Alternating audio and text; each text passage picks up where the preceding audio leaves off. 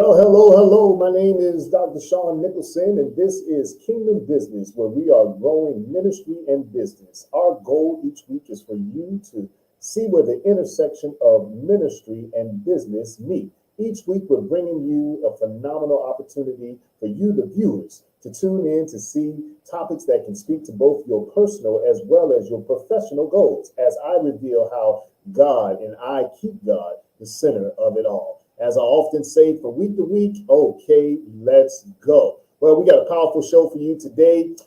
If you saw the caption, this is March Madness. Yes, this is a time that a lot of basketball fans wait for every year. It's March Madness. And yes, the madness is beginning to happen with all the upsets and everything that are happening already. And I'm just ready for it. I don't know about you, but I am just ready for it. So what we decided to do to make it a little fun, to keep it interactive, during this particular month of March Madness, we're going to break down 4 particular weeks because we have 4 weeks. And we're going to break down certain things such as Sweet 16. Oh, yeah, y'all know about the Sweet 16. The Sweet 16, when all the teams get together and they battling and trying to see who's going to make it to the Final Four. Well, with our Sweet 16, what we're going to do, we're going to identify 16 plays, there's a pun on that word, 16 plays for a thriving church, as well as a successful business. Yes, week 2, we're going to hit you with the Elite 8. Oh, yeah, you know these terminologies sound real familiar for March Madness, but Elite 8, this is a time that we're going to have 8 steps for coaching a winning team. Now, that's on the ministry side as well as on the business side. So we're going to talk about 8 steps to help you for coaching a winning team. Then, as we navigate through the next week, is going to be week 3, and that's what we're going to deal with. Guess what? Yes, you guessed it, the Final Four. Oh, man, going head to head, getting ready to get busy, leading up to the Final Four. Final Four, there's going to be the 4 must-haves in order to win. Yes, we're going to win in ministry. We're going to win in business. We're just going to win. All right. And then lastly, week 4, it will be the championship. And I'm going to come on and I'm going to be able to help you to get over to that, to receive that trophy, if you will, and show you how we win as one, not just in ministry, but in business as well, because it's very important for us to be on one accord, to have one voice, one sound. All right. Well, we're going to get into it. I'm excited about it. Let's go. We are talking about kingdom business. Now, I want to show you something just right quick. I'm going to back out.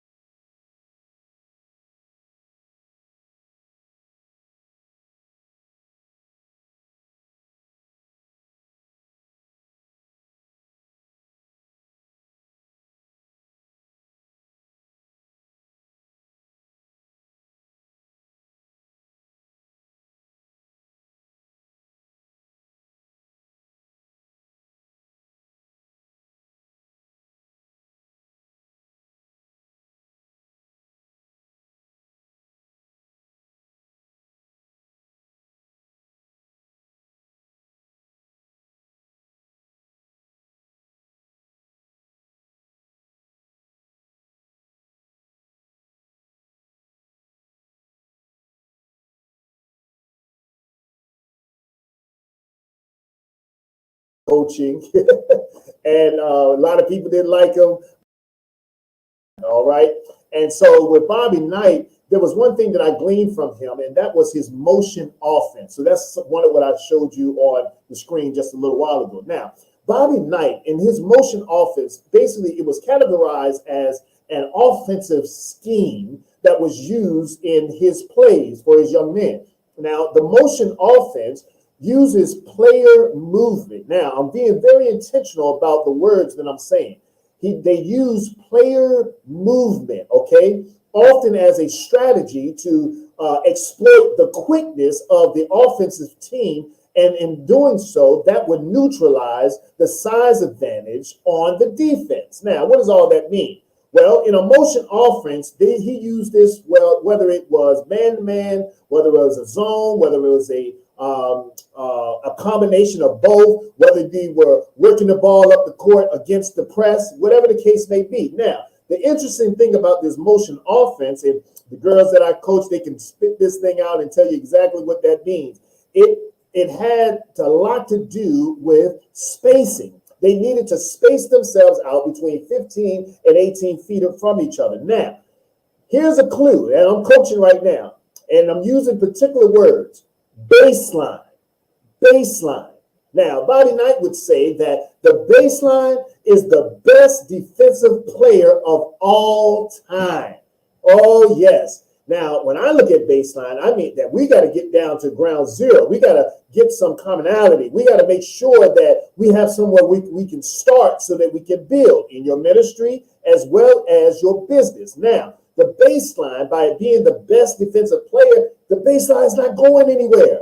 We know the baseline is going to be right there. So when we used to coach the kids, we would tell them that you straddle the baseline, because now that becomes two defensive players as opposed to one defensive player. I'm coaching. Now, another word that Bobby Knight used to use, we call it transitional offense. And that's used a lot of time in motion offense. He would call it conversion. Woo! Conversion. Now, for those of you that are in ministry, that root word of that is convert. And that means to change, to take over, to become anew. And so when you're working with your churches, when you're working with your ministries, and even in business, there should be a conversion time that you take one person to the next. Now, businesses, you may call it onboarding. There may be something that you do to make sure that everyone stays on the same page. Professional development, organizational development, whatever the case may be. But now, here you have all of these things that come together so that we can have the plays and understand the plays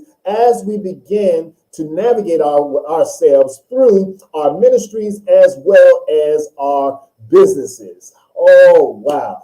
I'm telling you, March Madness is going to be crazy. Now, some of you may be looking at, what is wrong with him? Why is he so hyped? Because it's March Madness. Telling you, we're going to look at the underdog. We're going to look at the previous champion. We're going to look at those that have been counted out in your ministry, in your business. We're going to just we're going to be your cheerleader. And I'm the coach. I'm trying to get you hyped up so that you can understand that you can make it. There is an intersection for business and ministry, and we have to have like minds when we're working with our teams. When we're working with our teams. In ministry, we have teams. In business, we have teams. So all these things come together so that we can produce that thriving church and a successful business. Now, even in a global pandemic, we're able to utilize these skill sets so that we can make sure that the things that we do is going to be beneficial for those that we are leading. Oh, I'm excited. So now when we look at this, when we see the March Madness, when we look at all the things that I just finished talking about, there's no secret recipe, if you will, right? To become a successful entrepreneur or to be a thriving church. Let's talk about the business for the matter of fact, or for instance right now. Here's your baseline. First play, you got to develop a business plan. A business plan materializes, excuse me, your ideas onto paper. When we're coaching, we have our board, our whiteboard, and our marker, and we're going through the plays. We're doing the X's and O's, and that is the plan. That's the play. That's what we're doing. In business, it's the same way. You got to put that goal, that vision, that plan on paper, because what happens, it helps you envision how your business will be operated. Basically, a business plan should answer the following questions. All right, you writing it? Here it is. What is the product or service that you're offering? Where do you want to be 5 years from now? When do you need the business to operate? Or when will you start operating the business? Why should you buy certain products and services? What is your target audience? Who are your competition? You know, what does the day-to-day operation look like? And how do you take care of unforeseen emergencies. All right, you got to have a plan. Another thing is you got to be frugal. You can't live beyond your means, right? You got to make sure you go into this thing. It's bad to have a whole bunch of overhead and you don't have enough revenue coming in order to support that. Then you have to continue to educate yourself. Listen, I am an avid learner. I'm going to read. I'm going to research. I'm going to do all these things. I'm going to make sure that I learn about my trade, about my craft. So not only that it would benefit my business, but it would help others as well. I recommend you reading books. And if you don't like to read, get the audio book. Just get the information. We should be like sponges, soaking up all of those things. Find someone that is doing what you're doing and research them. Find out how did they get to where they are right now. Then here's an important thing. I gave you 2 things. Here's 3. Build a winning team. You got to build. I gave you 3 things. Here's the 4th thing. You got to build a winning team. Listen, and I'll slow down for this one. Behind every successful business is a reliable and a competent team. This can include engaging an online, professional assistant or a virtual assistant, working with a skilled accounting. Listen, consider the sales of your business, whether it's ministry or it's business, the sales team, that is the lifeblood of the business. I'm telling you, those are the ones that will help to bring in the people and the revenue, ultimately the revenue that you're seeking to have. Now, you got to find a mind, body, soul balance. All right. You hear in the world today that we talk about work-life balance. You got to find a neutral ground. You got to make sure you eat healthy. You got to make sure you find time to declutter your mind. Oh man, that mind is something. You got to be able to take care of your personal wellness because it is important for your company's bottom line. Then you got to take advantage of the free marketing tool. Listen, free 99, free marketing tool. There is so many resources online that you don't even have to pay for. Take advantage of these things. Some of the marketing tools, such as marketing things such as Google My Business or social media or helping with Canva with marketing and promotions and stuff. Many businesses even create a Facebook peer group to help spread the word for their business. The 7th play, you got to find a mentor. Hey, I'm raising my hand. I'm the coach. Put me in, coach. Put me in, coach. Find a mentor. Having a mentor or a coach or someone that you can trust is a valuable asset. Whether you're in a mastermind group or you have stayed in touch with your former teachers or former CEO or business associates, you got to find somebody that you can bounce ideas off of, all right? No man is an island. We need help. And the 8th play for the business, don't be afraid of networking. Listen, get out there. No, you can't be afraid to seek help. Get out there. Find out who's doing what you're doing. Find out how that you can collaborate. Find out how that you can link sources together so that you can be successful. These are the things that will help you become a successful business. Listen. Woo! Oh, man, I'm telling you, March Madness, it's on. Listen, we're streaming right here, and I want you to reach out to me with your questions, your comments, and your concerns. I'm listening online at KBiz World on Twitter and on Facebook or Facebook at Kingdom Business 7.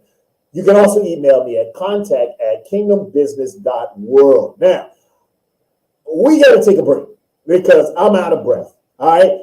Blow the whistle, coach. It's halftime. It's halftime. We got to take a break. Now, we got to pay some bills, but we'll be right back. And we just talked about 8 plays to help your business be successful. When we come back, we're going to help the ministries out, the nonprofits, if you will, the churches, the faith-based organization. We're going to give you 8 plays how that you can be a thriving ministry. All right? We'll be right back after we pay some bills.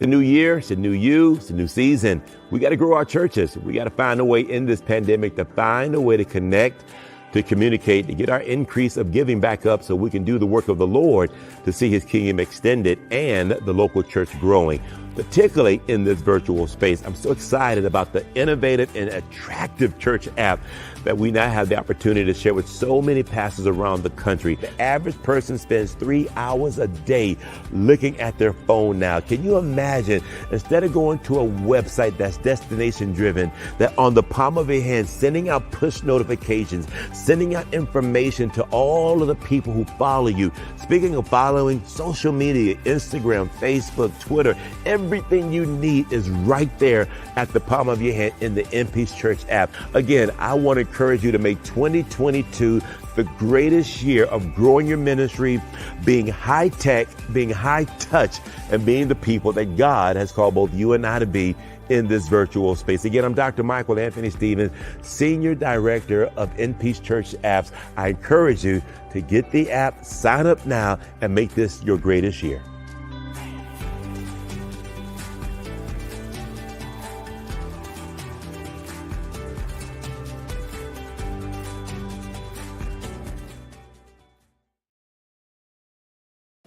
All right. We are back.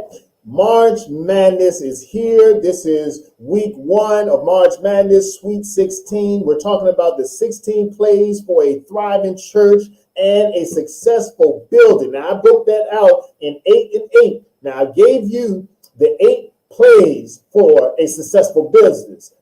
Now, let's talk about the 8 plays that are going to help with your thriving church or to become a thriving church. All right. Are you ready? Let's go. Now, here are a few plays, if you will, that you must learn in order to have long-term success in your ministry. Now, number 1, here's the play. You must know without a doubt that God loves you. Period. All right. And that he accepts you because of who he is and what he did for you, not because who you are and what you do for him. Otherwise, you will live and die on a performance treadmill, if you will.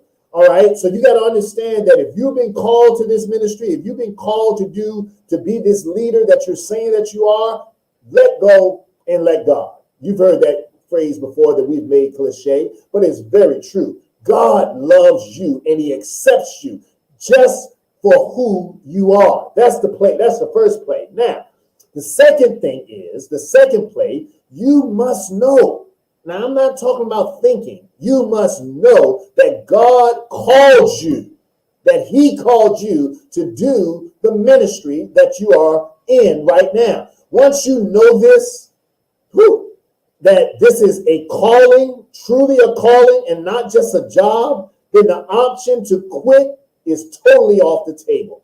Quitting is not an option. You got to weather the storm. You got to push through it. You got to go through the press, if you will. You got to get back on defense. You got to make sure you run the right offense in order to make sure that the people, your parishioners, the congregation, the community, that they are benefiting from what God has gifted you to offer them. Third thing, you must know that God will provide. I can't say it enough. For every vision, there is provision. God will provide. You know, we say in the church that he is Jehovah Jireh, the Lord will provide. He will provide not just some of your needs, but all of your needs. Listen, in the book of Philippians, it talks about how that God will supply all your need according to his riches and glory. He will provide every need that you have. No way around it. This is a trust thing. It is about faith issues, right? It is about proving that he is trustworthy. Number 4, know this, that the gospel or the good news, it still works. It works in all situations at all times. Otherwise, you'll just be spinning on that hamster wheel, if you will, and going nowhere. And you'll be coming up with all types of gimmicks and games and smoke and screens and all this other stuff that you don't even need and have, because it's not about that. cool haircuts and all these things that people do. It ain't about all that. To change lives, to transform lives, to make an impact on your community. Number 5, you got to learn how to forgive. You got to learn how to forgive. More than any other job, ministry will provide countless opportunities for you to practice forgiveness. Some of you that are listening to me right now, you're about to throw in the towel because you can't take it no more. People have hurt you over and over again. And I'm telling you, you got to keep pushing through and you got to learn how to forgive. Now, here's one that all of us struggle with. But I'm telling you, this is the number 1 play right here. Listen, you got to know how and when to say no.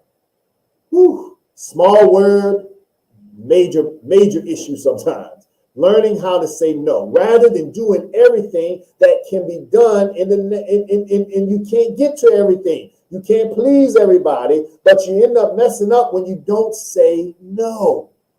Oh man, it's exciting. I'm excited. Are you excited? Number 8, you must know how to establish biblical foundation. Anything that you do needs to be rooted biblically and rooted and grounded biblically so that you can have something stable to stand on.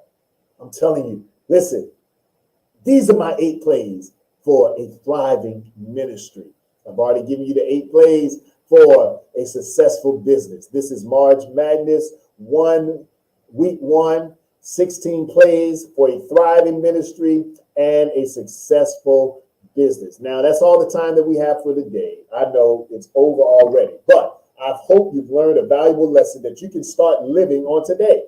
Now, my name is again Dr. Sean M. Nicholson, or you can call me Coach Sean for March Madness, Coach Sean, all right?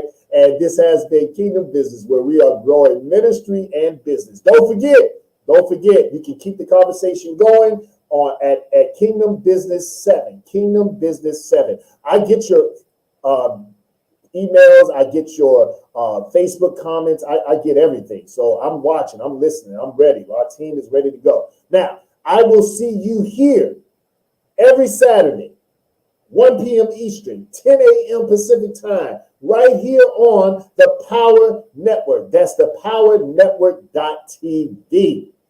Woo! And remember, as I always say, passion is the ability to pass on. Until next week, have a good week. And remember, it's March Madness. It's getting crazy. We got Elite 8 next week. And we're going to talk about 8 steps for coaching.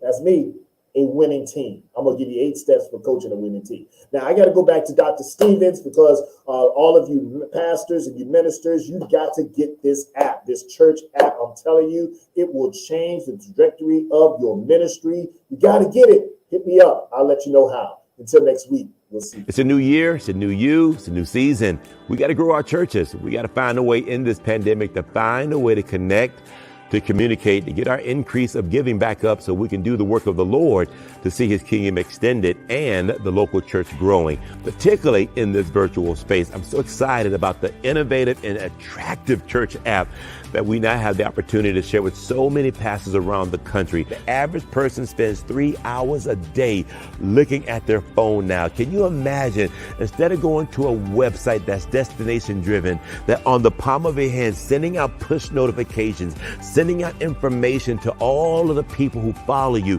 Speaking of following, social media, Instagram, Facebook, Twitter, everything you need is right there at the palm of your hand in the InPeace Church app. Again, I want to encourage you to make 2022 the greatest year of growing your ministry, being high tech, being high touch, and being the people that God has called both you and I to be in this virtual space. Again, I'm Dr. Michael Anthony Stevens, Senior Director of InPeace Church Apps. I encourage you to get the app, sign up now, and make this your greatest year.